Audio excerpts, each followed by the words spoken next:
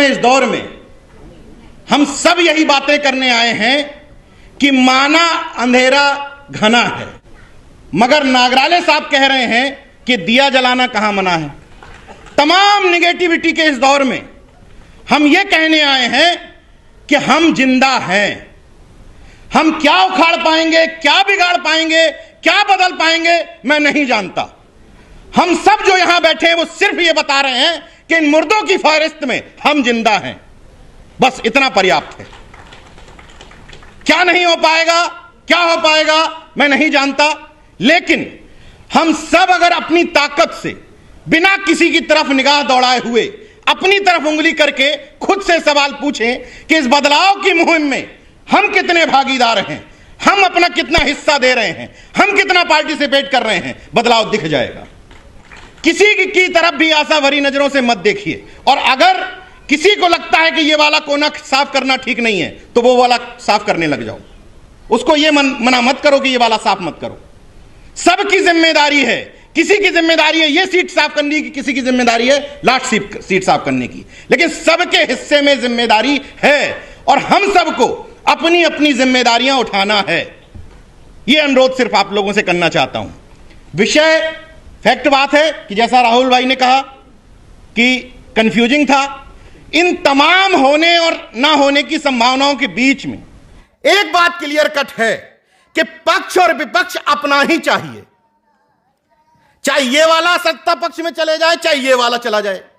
मुद्दा असली ये है कि हमें उनकी तरह साम भी हम, दाम भी हम, दक्षिण भी हम, बाम भी हम, उन्हीं की तरह हमें अपना चाहिए। जब तमाम टीवी डिबेट्स में देखिए, क्योंकि मैं मीडिया का एक व्यक्ति हूं, जो परिचय मेरा कराया गया उसी के नाते यहां बुलाया गया हूं। मीडिया डिबेट्स में देखिए, पक्ष में भी वही बोलेगा, विपक्ष में भी वही बोलेगा। उनका एजेंडा क्लियर है। एक शब्द है एजेंडा सेटिंग। एजेंडा सेटिंग का मतलब यह होता है कि तुम चाहे पक्ष में चर्चा करो या विपक्ष में करो, लेकिन वो तय कर देते हैं कि करो इसी पर। नागराले साहब ने इससे पहले काफी कुछ समझाया हम लोगों को अलग से, लेकिन मुझे जो मोटी मोटी बात समझ में आई कि वो अल्टीमेटली ये चाहते हैं कि मुद्दा हमारा हो, सत्ता पक्ष भी उसी पर बात करे और विपक्ष भी उसी पर बात करे। और ये चीजें एक दिन में नहीं आएंगी। जैसा हम बोल रहे हैं, हमसे पहले लोग बोलते थे। मैं पाखंड का विरोध करता हूं, कबीर साहब भी करते थे, बाबा साहब भी करते थे। एक लंबा दौर चला है। इस हॉल में कितने लोग ऐसे हैं जो अंबेडकरवादी नहीं हैं? सब अंबेडकरवादी हैं। मुझे याद नहीं है कौन शख्स थे। बिल्कुल सही बात है कि किसी के मन में क्या है, किसी के दिल में क्या है, यह नहीं आंका जा सकता। लेकिन कुछ आइडेंटिटी कार्ड्स ऐसे होते हैं जो आइडेंटिटी कार्ड ये बताते हैं कि ये अंबेडकरवादी नहीं है। और मुझे बड़ी तकलीफ हुई जब इस मंच पर बुके देने वाले वो आइडेंटिटी कार्ड पहने हुए थे। पहली परिभाषा यही है अंबेडकरवाद की। और दीक्षा भूमि में खड़े होकर के भाषण दे रहा हूं, तो दीक्षा भूमि में जहां पर 22 प्रतिज्ञाओं में कहा गया था कि मैं ब्रह्मा विष्णु महेश को देवता और ईश्वर नहीं मानता, वहां तो मुझे चर्चा करनी पड़ेगी कि आइडेंटिटी कार्ड काटो हाथ से पहले, बाद में तुम्हारे अंदर झांकेंगे कि क्या है। पहले आइडेंटिटी कार्ड गले से हटाओ, आइडेंटिटी कार्ड हाथ से हटाओ, शुरुआत तो करो, बाकी तो फिर देख लेंगे कि दिल तुम्हारा कितना बड़ा है। ये तो बाद में तय होगा कि कौन किसको स्पेस देता है, कौन किसको स्पेस नहीं देता है। सार्वजनिक मंचों पर जब तक आइडेंटिटी कार्ड है तब तक पहला पैमाना तो वहीं फेल हो जाता है। तो जैसे एक चर्चा ये आती है कि कैसे तय करेंगे कि कौन व्यक्ति जातिवादी है, कौन नहीं है। 15 मिनट किसी व्यक्ति की जाति के नेता के बारे में क्रिटिसाइज करो, तार्किक क्रिटिसाइज, गलत वाला नहीं, तार्किक ढंग से क्रिटिसाइज करो। 15 मिनट के अंदर उसका जातिवाद फड़फड़ा के बाहर आ जाएगा। और जब तक सामाजिक न्याय अपनी अपनी जाति के नेता में ढूंढोगे, सामाजिक न्याय नहीं आएगा। जो भी, जिस भी वर्ग का, जिस भी जाति का व्यक्ति अच्छा काम करे, खुले मन से, मुक्त कंठ से उसकी तारीफ करो। सामाजिक न्याय का तकाजा यह है। अभी हो यह रहा है कि मैं उत्तर प्रदेश से आता हूं, तो पटेलों का सामाजिक न्याय तब है जब अनुप्रिया पटेल सदन में कुछ बोले। नीरज भैया 2.5 साल पहले 2 मिनट की क्लिप में वो उन्होंने जातिवार जनगणना की बात की थी। तो सामाजिक न्याय की पुरोधा हैं। यादवों का सामाजिक न्याय तब है जब अखिलेश यादव 50 मिनट की प्रेस कॉन्फ्रेंस में 1 मिनट सामाजिक न्याय पे बोले, वो सामाजिक न्याय है। इसी तरीके से हर जाति वर्ग के लोगों ने अपना अपना सामाजिक न्याय ढूंढा। तो मायावती में सामाजिक न्याय खोजोगे, अखिलेश यादव में सामाजिक न्याय खोजोगे, रामदास अठावले में खोजोगे, तो सामाजिक न्याय आएगा कहां से? जरूरी है कि सामाजिक न्याय हमारे जाति के नेता के ही अंदर कूट कूट के घुसा हुआ है। हम ये तय करें। एक बात और बड़ी अच्छी बात कही थी महमूद प्राचा जी ने, उन्होंने पीसफुल प्रोटेस्ट की बात कही। अब सवाल है कि पीसफुल प्रोटेस्ट होगा कैसे? होगा इसलिए नहीं क्योंकि जो गुलाम, मानसिक गुलाम सांसद और विधायक सदन में भेजे हैं वो आपकी जाति वाला है। तो जाति वाला तो पहले कन्नी काट लेगा कि पीसफुल प्रोटेस्ट में हम शामिल नहीं होंगे, हमारा वाला है। तो उसी तरीके से नागराले जी से एक बात में डिफर करता हूं, मोदी हमारा नहीं है लेकिन बीपी सिंह हमारा है। यहां काम से तय होगा, जाति से तय नहीं होगा कि जन्म के आधार पर तुम अंबेडकरवादी हो गए। मैं अंबेडकरवादी हूं, बाबा साहब की संतान हूं, क्योंकि मैं 365 दिन अंबेडकरवाद जीता हूं। यह जन्म से तय नहीं होगा कि अखिलेश यादव ओबीसी है कि अनुप्रिया पटेल ओबीसी है या यहां बैठे मराठे में जो लोग कुनबी हो गए ओबीसी हैं। काम से तय होगा। अगर तुम पिछड़े वर्गों के हित में आवाज बुलंद नहीं कर पाते हो, तुम्हारी सरकार में रहते हुए जातिवार जनगणना नहीं हो पाती है, तुम माफ करिएगा, तुम जन्म से ओबीसी हो, कर्म से नहीं हो। जन्म वाले तो तमाम घूम रहे हैं, जन्म वाले ओबीसी, जन्म वाले एससी, जन्म वाले आदिवासी एसटी और जन्म वाले माइनॉरिटी तमाम हैं। लेकिन मुझे गर्व है इस बात की कि मैं ऐसे लोगों के साथ मंच शेयर कर रहा हूं जिन्होंने माना कि हमारी तरफ से चूकें क्या हुई। यही तो बड़ा दिल रखना है। अगर मैं मुस्लिमों के बारे में 15 मिनट नेगेटिव बोलूं, उसका वो इंपैक्ट नहीं आएगा जो पासा जी के बोलने से आएगा। हम सबकी यह जिम्मेदारी है कि तारीफ और क्रिटिसाइज एक साथ लेके चलना पड़ेगा। अच्छे काम की तारीफ और जैसे ही बुरा काम करे तुरंत मन से खट्टे से नीचे उतार दो। जिस दिन लग जाए आप लोगों को कि नीरज पटेल को बुला के गलत सम्मान किया, 150 पोस्ट मेरे खिलाफ लिखो। जिस दिन लगे कि मिशन से भटक रहा हूं, यह जो व्यक्तिवाद की पूजा है इसी को बंद करना है। यह भावनाएं जो छोटी छोटी चीजों पर आहत होती है, इसी को बंद करना है। पासा साहब इस बात के गवाह हैं। मुझसे कहा गया कि इनमें से किसी तस्वीर पर कहा गया कि फूल चढ़ा दो। राहुल भाई कहते हैं कि ये सब जिंदा हैं, तो जिंदा पे तो माला चढ़ाई नहीं जाती फोटो पे, तो फिर क्या चढ़ा रहे हो? अगर ये हमारे कामों में जिंदा हैं, हमारे दिल में जिंदा है, हमारे मिशन में जिंदा है, तो माला मत चढ़वाओ, मेरा अनुरोध है। मैं ना माला खुद को चढ़वाता हूं ना चढ़ाता हूं, इसलिए क्योंकि जिंदा जाता नहीं, मरा बताता नहीं, तो स्वर्ग नरक मेरी नजर में है नहीं। अगर यह तस्वीर देखकर ही आदिवासी खुश होगा, यह तस्वीर देखकर ही मुस्लिम खुश होगा, यह तस्वीर देखकर ही ओबीसी खुश होगा, नहीं चाहिए ऐसा। नहीं चाहिए ऐसा जो ये देख के खुश होता है। नहीं चाहिए वो कार्यकर्ता जिससे मंच पर बुके ना दिलवाओ और वो नाराज हो जाए। नहीं चाहिए ऐसा कार्यकर्ता। कब तक ढोएंगे इस तरह के कार्यकर्ता? एक चीज आपने बहुत अच्छी कही कि माला नहीं डलवाई। भाई जिंदा लोग हैं हम लोग, माला नहीं डलवाई, बहुत धन्यवाद। बैज नहीं लगवाया, इसका और धन्यवाद। एक काम और कर देते कि ये बुके फोके ना देते, किताब पकड़ा देते बाबा साहब की, तो और बढ़िया रहता। कोई आवश्यकता नहीं इस फिजूल खर्ची की, समय बर्बादी की। जितनी देर में इस चीजों में समय लगा उतनी चीजों में एक वक्ता और बोल देता। जब हम बहुजन मिशन मूवमेंट के कार्यक्रम कर रहे हों तो किसी की भी नाराजगी की परवाह मत करिए। जो नाराज हुआ कि हमारा नाम मंच से नहीं बोला गया, हमें बुलाया नहीं गया, वो बाबा साहब का या मिशन का सिपाही है ही नहीं, वो धोखा दे रहा है आपको। क्योंकि मिशन और मूवमेंट में पद खत्म हो जाता है और विचारधारा बड़ी हो जाती है। अब विषय पर आता हूं। पासा जी ने एक बात कही, दो बातों पर थोड़ा सा उनसे भी अनुरोध करूंगा। पहली बात तो इस बात से उनके बिल्कुल सहमत होते हुए दोनों लोगों से कि मुस्लिम एक समय में वोट बैंक हुआ करते थे, अब वोट बैंक भी नहीं रह गए हैं। एक समय में उनका तुष्टीकरण होता था, अब तुष्टीकरण करने लायक भी नहीं रह गए। उसकी वजह पता क्या है?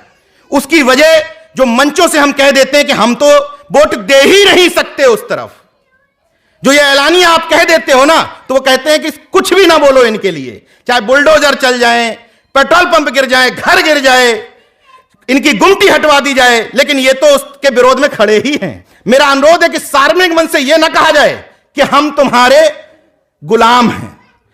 जब तक तुम हमें हमारे समर्थन के बराबर, हमारे संघर्ष के बराबर हिस्सा नहीं दोगे, तब तक हम मुफ्त में तुम्हारे साथ नहीं हैं।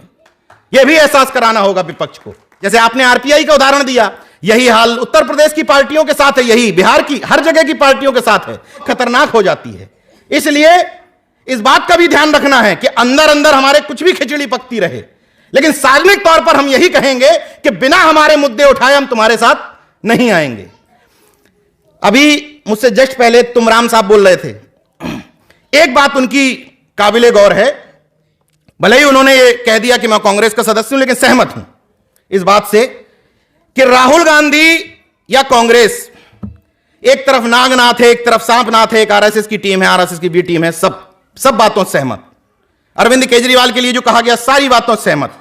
लेकिन जो बी टीम नहीं है, तो तुमको किसी डॉक्टर ने मना किया है कि घर से बाहर ना निकलो? भाई बी टीम सड़कों पे टहल रही है, बी टीम हिमाचल प्रदेश में, गुजरात में ड्रामा करते टहल रही है, तुम्हें किसने मना किया कि तुम ना टहलो? मैं चाहता हूं ऐसा विपक्ष, जैसे कुछ लोग कहते हैं कि अरे यार ये राजनीतिक स्टंट के लिए ड्रामेबाजी इन्होंने कर दी। अरे मैं तो चाहता हूं विपक्ष ड्रामेबाजी करे, वो ड्रामेबाजी जो जनता के हित में है वो ड्रामेबाजी करो, सड़कों पे सो, लेट जाओ, फोटो खिंचवाओ, वायरल करो। यही तो चाहिए, यही तो लोकतंत्र है। अभी हो यह रहा है नागराले साहब, दिक्कत कहां आ रही है? हो यह रहा है कि जितने यहां लोग बैठे हुए हैं, इतने तो हमें लगता सब बीजेपी के विरोध में है। कोई समर्थन में, कोई समर्थन में है क्या? तो अब सवाल यह है कि इन लोगों को हम समझाने आए नहीं हैं, इन लोगों के माध्यम से हम चाहते हैं कि ये लोग किसी अन्य को समझाएं। तो हो यह रहा है कि कड़ी वहीं ब्रेक हो जा रही है। जितने लोग जागरूक लोग हैं वो इस कार्यक्रम में रहेंगे, इसके बाद दूसरा कार्यक्रम नागपुर में होगा, वही लोग रहेंगे, तीसरा कार्यक्रम होगा, वही लोग रहेंगे। वो जो ट्रांसफर करने वाली पद्धति है, जो मुंह से माउथ पब्लिसिटी करने वाली पद्धति है, वो गायब है हम लोगों से।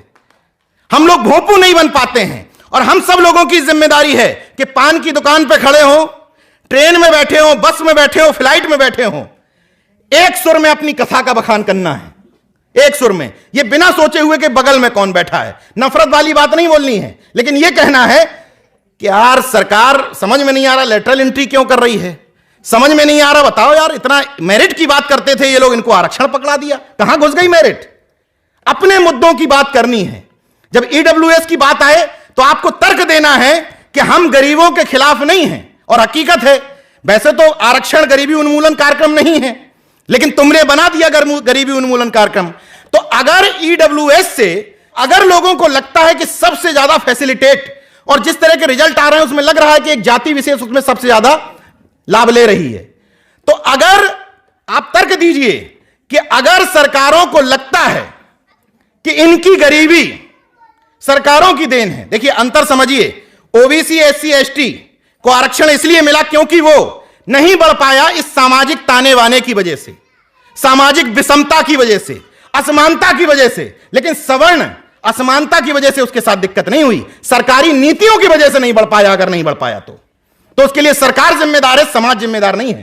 क्योंकि तुम तो जन्म से एक विशेष औरा, विशेष क्वालिटी लेकर के पैदा हुए थे। तो अगर गरीबी तो दूर करनी है तुम्हारी, तो जो मंदिरों में हजारों करोड़ रुपए तुम्हारे अपने भाई दबा के बैठे हैं, हम नहीं दबाए हैं, कोई ओबीसी एससी का पंडा नहीं बैठा है किसी मंदिर में, जो तुम्हारे ही भाई मंदिरों में हजारों करोड़ रुपए कमा करके बैठे हैं, मोदी सरकार के हाथ जोड़ के गुजारिश है निकलवाओ और गरीब ब्राह्मणों में बांट दो। किसी को कोई तकलीफ नहीं है। तुम जो अपने मित्रों को, अडानी को करोड़पति, अरबपति, खरबपति बनाए चले जा रहे हो, हमें कोई आपत्ति नहीं है कि उसका माल जब्त करो और गरीब ब्राह्मणों में बांट दो, हमें कोई आपत्ति नहीं है, कोई दिक्कत नहीं है, गरीबी उन्मूलन करो। लेकिन तुम हमारे हिस्से से सुप्रीम कोर्ट के माध्यम से कुछ दिलवाओगे और हमसे यह उम्मीद करोगे कि हम धरती के मीलॉर्ड्स पर, तथाकथित धरती के मीलॉर्ड्स पर सवाल नहीं उठाएंगे, तो ऐसा नहीं हो सकता। इस बात की इजाजत वही बाबा साहब का संविधान हमें देता है कि हम धरती के इन तथाकथित मीलॉर्ड्स के जातिवाद पर सवाल उठाएं, क्योंकि वो जो लागू हुआ है वो जातिवादी, वंशवादी, परिवारवादी न्यायपालिका ने अपने जाति, वंश, परिवार को लाभ पहुंचाने के लिए किया है। हम जब उनके मुद्दे पर अपना मुद्दा ठोक देंगे, उसी दिन उनकी पराजय हो जाएगी। लेकिन हम सब उनके पीछे पीछे टहल रहे हैं। कैसे? उदाहरण देता हूं, विपक्ष की बात हो रही है यहां पर, कि क्या वजह है कि अरविंद केजरीवाल इस दौर में, जब लोग कह रहे हैं कि बाबा साहब के अनुयायियों की संख्या बढ़ गई है, जब लोग कह रहे हैं कि तार्किक लोग बढ़ गए हैं, विज्ञानवादी लोग बढ़ गए हैं, जब मंचों पर कार्यक्रम ज्यादा होने लगे हैं, ऐसे समय में अरविंद केजरीवाल की हिम्मत कैसे पड़ जाती है कि वो असंवैधानिक बात करे? असंवैधानिक इसलिए क्योंकि देश के संविधान की मूल भावना में ही पंथ निरपेक्ष और सेकुलर स्टेट की अवधारणा है। तो वो अरविंद केजरीवाल अगर कह रहा है कि नोट पर गणेश लक्ष्मी लगने चाहिए तो असंवैधानिक है, किसी धर्म का प्रतीक चिन्ह नहीं हो सकता। लेकिन अगला सवाल यह है कि अरविंद केजरीवाल पर तो सवाल उठा दिया। सवाल यह है कि वो कह कैसे रहा है ये बात। सवाल यह है कि सुधांशु त्रिवेदी की हिम्मत कैसे पड़ गई कि वो कहे कि शिवाजी ने औरंगजेब से 5 बार माफी मांगी थी। परसों का स्टेटमेंट। कैसे हिम्मत पड़ जाती है? कैसे हिम्मत पड़ जाती है भगत सिंह कोश्यारी की ये कहने की कि अब शिवाजी की जरूरत नहीं है, नितिन गडकरी ही अब शिवाजी हैं? क्यों हिम्मत पड़ जाती है? तो 2 तरीके हैं, या तो इनको क्रिटिसाइज करो या उसका कारण ढूंढो। उसकी हिम्मत इसलिए पड़ जाती है क्योंकि उसको पता है कि इस तमाम सारे विपक्ष में स्टालिन को छोड़ करके, स्थापित पार्टियों की बात कर रहा हूं, जो स्थापित नहीं है उनमें तमाम लोगों ने उन सब बातों का विरोध किया, तमाम लोग करते भी हैं। लेकिन स्थापित दलों में जिनके 5 या 6 से ज्यादा विधायक या सांसद हैं, ऐसे स्थापित दलों में पूरे देश में किसी भी नेता की स्टालिन के अलावा हैसियत नहीं है जो इस बात पे सवाल उठा दे कि गणेश लक्ष्मी की बात करना असंवैधानिक है। इसलिए वो लोग खुले मन से ये बात कह देते हैं। तो सिर्फ ये कह देने से कि नीरज भाई धीरे धीरे होगा, धीरे धीरे होगा, मैं सहमत हूं कि धीरे धीरे होगा, बिल्कुल सहमत हूं, लेकिन टोकना पड़ेगा, लेकिन कचोटना पड़ेगा। किसी को जब तक आपकी बात सुनकर के बुरा नहीं लगेगा तब तक बदलाव नहीं होगा। दूसरे को जब तक संतुष्ट करते रहोगे कि यहां बैठे हुए तमाम सारे लोग मेरी बातों पर ताली बजाएं, तब तक नहीं होगा। लेकिन मोटे मोटे तौर पर एक बात से केवल आपसे इत्तेफाक नहीं रखता, नागराले साहब से, केवल एक बात से, कि सिंपल इस बात को कह दिया जाए कि ओबीसी समाजवादी हैं और एससी अंबेडकरवादी हैं। केवल इस बात से आपकी व्यक्तिगत तौर पर मैं एग्री नहीं करता, क्योंकि मैं तो ओबीसी हूं, मैं अंबेडकरवादी हूं और मैं समाजवादी भी हूं, मैं अर्जकवादी भी हूं। ये मतलब क्लियर कट नहीं हो सकता, इसलिए क्योंकि किसको समाजवादी कहोगे आप? समाजवाद की तो पहली अवधारणा यही थी कि माल कमा के नहीं रखना है। फटे कुर्ते वाले, कर्पूरी ठाकुर वाले समाज सेवी कहां ढूंढोगे आप? आज वाले समाजवादियों की शुरुआत ही लग्जरियस 7 स्टार होटलों से होती है। तो वो तो शब्द सब गौड़ हो गए, लेकिन फिर भी इस सद्भावना के साथ कि आपने एक अच्छी नीयत, महत्वपूर्ण होती नीयत, आपकी नीयत में कोई खोट नहीं समझ में आई मुझे व्यक्तिगत तौर पर, इसलिए आपकी इस नीयत का सम्मान करता हूं और इस बात को आपकी पूरे देश में आगे बढ़ाऊंगा कि पक्ष और विपक्ष हमें हमारा ही चाहिए। इस बात से सभी लोग सहमत होंगे कि इस तरफ से भी हमारी बात आए और इस तरफ से भी बात आए। अभी हम दूसरों की पिचों पर खेल रहे हैं। अगर वो राम मंदिर की बात करते हैं तो हमारी तरफ वाले कृष्ण मंदिर की बात करते हैं। वो अगर ब्रह्मा की बात करते हैं तो हमारे वाले हाथ में तलवार ले लेते हैं, कोई फरसा पकड़ लेता है, कोई गणेश की सूंड पकड़े घूम रहा है। तो दिक्कत यह है कि हम उनके पिच पर खेल रहे हैं।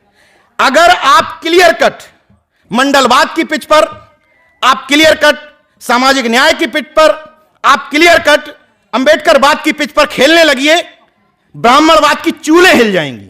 एक सवाल पूछना चाहता हूं कि किसी की हैसियत है कि एमके स्टालिन को हराने के लिए तमिलनाडु में जाकर के राम मंदिर की बात करे? हैसियत है किसी की? नहीं, हिम्मत है, क्योंकि सामने जो शख्स खड़ा है उसने लकीर खींच दी है कि यहां पेरियार की बात किए बिना काम चल ही नहीं सकता। अपनी लकीर को लंबा खींचना है, दूसरी लकीर को छोटा नहीं करना है। जैसे एक एग्जाम्पल देता हूं कि माउथ पब्लिसिटी का। मैं जब फ्लाइट में आ रहा था तो मेरे बगल में एक महिला बैठी थी। मैंने जानबूझ के उनको अपनी तरफ कार्ड बढ़ा दिया। मैंने कहा अभी 2 मिनट के इनकी भाषा में समझ में आ जाएगा कि अपने वाले हैं कि दूसरे वाले हैं।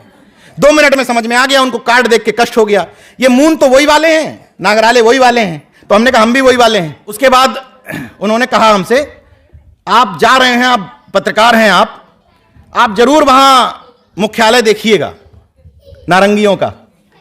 तो हमने कहा कि नागपुर में ही है क्या? तो अरे बताइए, आप पत्रकार हैं, आपको नहीं पता? हमने कहा नहीं, हमें जानकारी नहीं है, पहली बार सुन रहे हैं। हमने कहा दीक्षा भूमि पता है कि नागपुर में है। मतलब हम खुद उनकी पब्लिसिटी करते हैं।